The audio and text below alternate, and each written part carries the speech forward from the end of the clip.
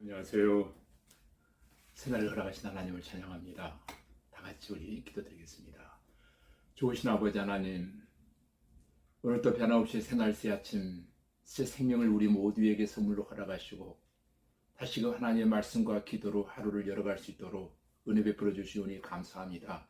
오늘은 사사기서 11장 말씀을 통해서 하나님께서 기회 주실 때라는 제목으로 하나님의 말씀을 나눌 때에 하나님, 오늘이 바로 하나님 주신 기회의 그날이 되어지기를 소원하오며 예수님 이름으로 기도하옵나이다. 아멘.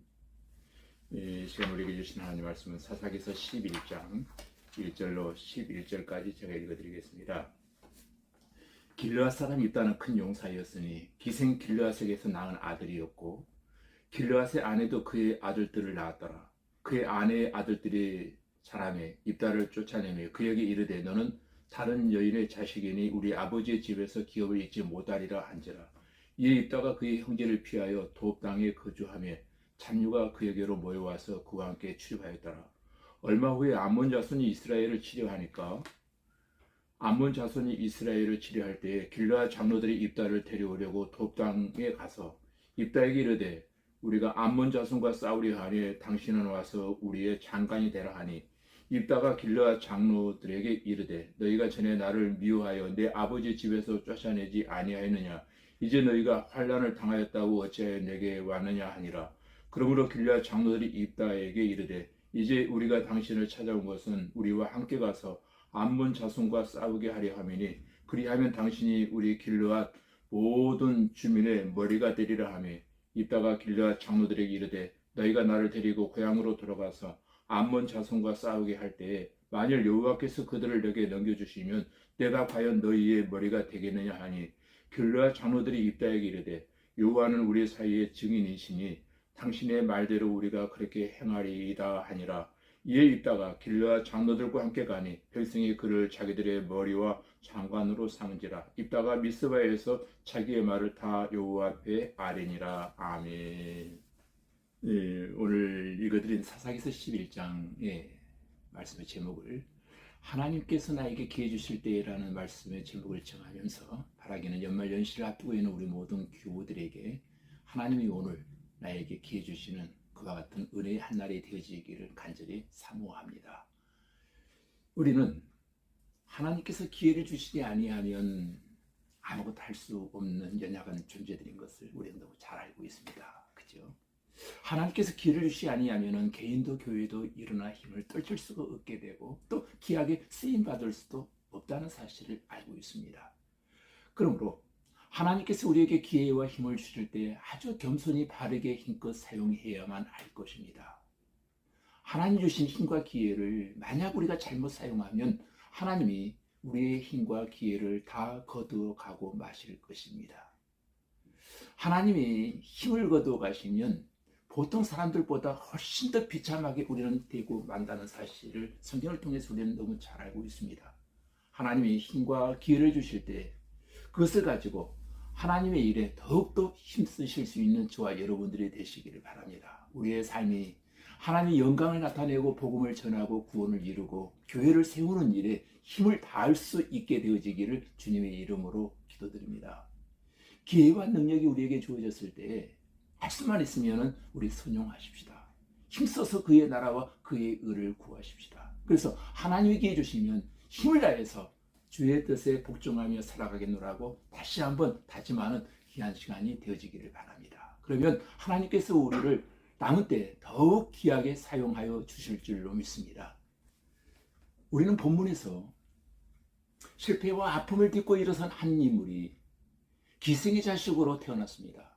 그래서 왕따를 당하다가 이스라엘의 전쟁의 영웅이 된 사람 입다의 모습을 우리가 보게 되어질 것입니다. 그래서 입다의 이야기는 패배를 딛고 승리의 삶을 만들어가는 인생의 역전승을 위한 몇 가지 삶의 원리를 우리에게 보여주고 있습니다. 여러분, 역전의 용사가 되기 위해서는 우리에게 필요한 것이 있습니다. 가장 필요하고 가장 중요한 것은 바로 하나님을 만나는 것입니다. 1절 말씀에 보니까 입다는 기생의 아들로 태어났습니다. 또 2절에 보니까 그는 가정에서 쫓겨남을 당하게 됩니다. 또한 3절에 보니까 할 수 없이 입다는 돕당에 거하면서 자녀들의 보수가 되었습니다. 근데 구절에 보니까 암몬이 쳐들어와서 길르앗 장로들이 구원을 요청했을 때 입다가 뭐라고 말하고 있는가를 한번 보시기 바랍니다. 만일 여호와께서 그들을 내게 넘겨주시면 이라고 말을 하고 있습니다.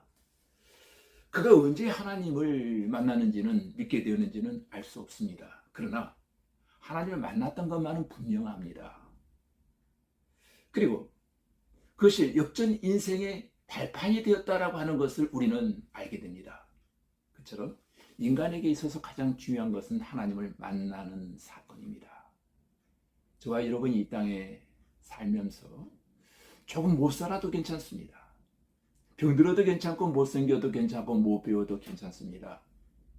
그러나 만약 저와 여러분이 하나님을 만나지 못하면 절대로 괜찮지 않습니다. 그러므로 우리에게 중요한 일은 우리가 하나님을 만나는 일입니다. 예배는 무엇입니까? 쉽게 말하면 예배는 하나님을 만나는 것입니다.